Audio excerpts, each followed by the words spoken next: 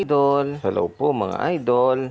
Ito na po yung ating ginawang karburador na ating multicab na siniservice. Tapos na po siya natin linis at saka tanggal po yung mga bara-bara sa mga butas ng kaniyang jet. At ito na po, ibabalik na po natin para po natin masubukan kung okay po ba mga idol ang gawang paa.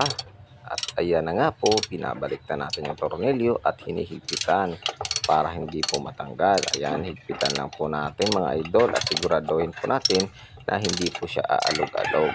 Ayan mga idol, hihigpitan lang po natin.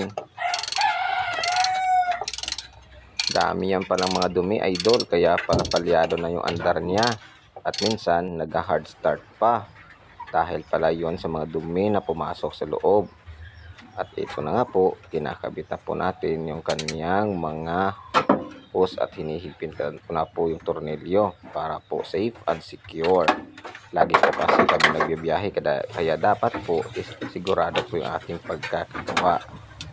So yan na po, hinihigpitan po natin yung mga hose, ibabalik po natin at siguraduhin po natin naka-clip para po walang leak kasi po may ano po siya, linya po siya ng tubig sa kanyang karburador. Ayan, binabalik ko na po at ito pa isang hose, binabalik ko na. Ayan, gamit yung plier. Ayan, hihigpitan po siya natin. I-clip po natin para po siguradong walang tagas yung tubig dyan mga idol. Ayan, kung ano man po yung ating itinanggal nung nakaraan, is yun din po yung ating ibabalik. Walang labis, walang kulang. Ayan na, binabalik na po natin yung accelerator cable mga idol. Ayan. O, diba? Paang-paa lang yan mga idol. Pinapa-apa lang yan. Ayan. Kailangan kasi minsan i-maintain din po natin yung ating mga gamit para naman po idol na wag naman magtampo sa atin. Ayan, kung baga sa tao din yan is kailangan po din yan ng paglalambing. Gaya rin po ng ating mga gamit mga idol, kailangan din po nila ng maintenance. Ayan, para naman po na pag ginamit natin is smooth and easy po yung kanilang operation. Ayan nga po, hinihigpitan po natin yung kanyang accelerator cable.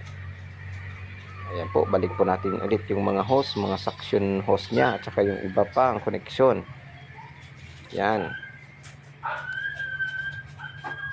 Dapat po kasi kung ano yung natanggal natin, yan din po yung ibabalik natin mga idol. Ayan. Naipit pa sa ilalim yung isang hose. Ayan, babalik natin. Ayan na nga po. Ayan, malapit na tayo. O, konti na lang. Pwede na natin subukan kung okay po ba. Ayan po mga idol. Dapat po kasi pag meron tayong sasakyan, meron din po tayong konting kaalaman. Kasi po minsan hindi po natin maiwasan na magka-problema po tayo sa daan. Kaya kung meron tayong konting kaalaman is pwede po nating maremedyohan.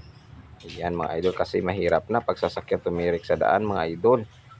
Hassle po talaga yan. Kaya ako, nagpapasalamat po ako sa ating mga kaibigan na mekaniko na nagturo po sa akin kahit konting tips para naman po may magamit tayo. At ito na, nagbunga na ang kanilang tips na ibinigay sa akin mga idol.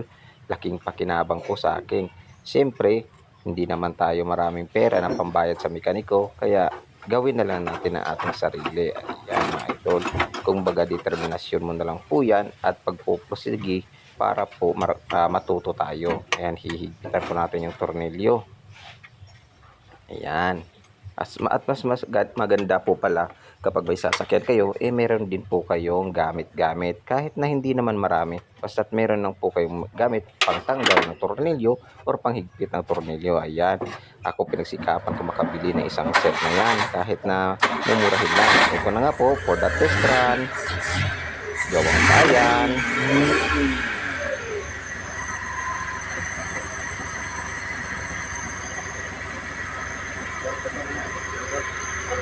Tinong, nirigo ganda obra pa.